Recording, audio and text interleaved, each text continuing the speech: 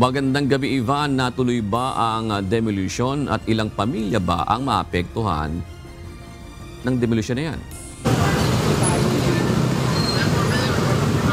Magandang gabi sa iyo, June. Hindi natuloy itong nakaschedule na demolition job dito sa May Haligay, Tondo, Manila. Ngunit kung sakasakaling natuloy, ayon kay Manila Councilor Uno Lim, 247 families ang maaapektuhan o mawawala ng tirahan oras na isagawa itong demolition sa lugar. Hinarangan ng mga residente mula sa May Haligay Street na sakop ng Barangay 262 at Barangay 264 Tondo, Manila ang bakod papasok sa lugar na dapat gigibain ng isang demolition team nitong umaga. Kanina, gumamit pa ng water cannon ang mga otoridad para lamang ma-disperse ang mga residenteng nakaharang dito.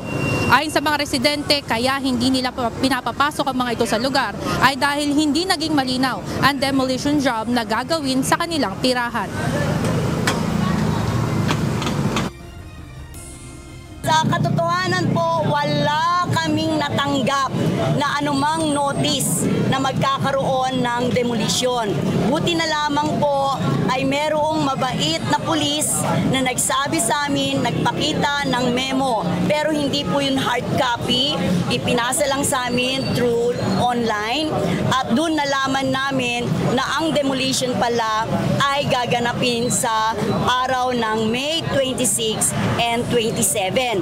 Pero wala pong ipinapaalam sa amin ang si sheriff o kaya ang husgado na kami pala ay gigibain.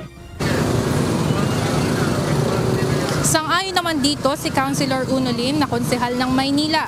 Aniya maging sa kanila ay walang nakapagbigay ng abiso na magkakaroon ng demolisyon sa mismong araw na ito. Dagdag pa ng konsehal, hindi umano ito dumaan sa tamang proseso dahil nang hinga nila ng dokumento ang sheriff na nagpapatupad ng demolition. Hindi kumpleto ang naipakita nitong papeles at tanging transmittal letter lamang ng compliance ang ibinahagi sa kanila. Actually, si Sheriff, hiningan muna po namin ng notice. Ano ho yung order ng final and executory ho ba yung order ng demolition niya? Humingi po kami ng copy, wala ho siyang binibigay na kopya. So, ito ho ba dumaan sa PCOP, Philippine Commission for Urban Poor? Wala rin ho siyang binigay. Samantala, tiniyak naman ng Manila LGU na tutulungan nila ang mga residente na kasalukuyang apektado ng nakaambang demolisyon sa May Haligay.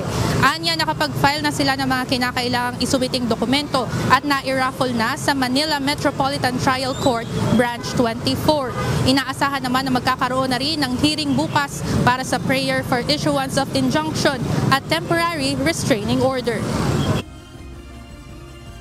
Hindi ko kami basta-basta papayag na aming mga kapitbahayan na iaalis na lang basta-basta nang wala ho relocation plan. At marami yung mga senior citizen, marami PWD.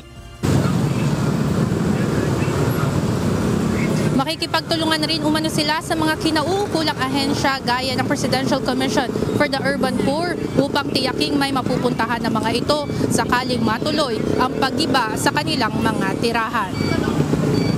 June, inaasahan naman bukas ay maghaharap sa hearing sa Manila Metropolitan Trial Court Branch 24 ang private corporation na nagpatupad ditong demolition, pati na rin ang Neighborhood Association dito sa May Haligay sa Tondo, Manila. Yan muna ang update mula dito sa Tondo, Manila. Balik sa inyo dyan, June. Alright, maraming salamat, Ivan Alvarez.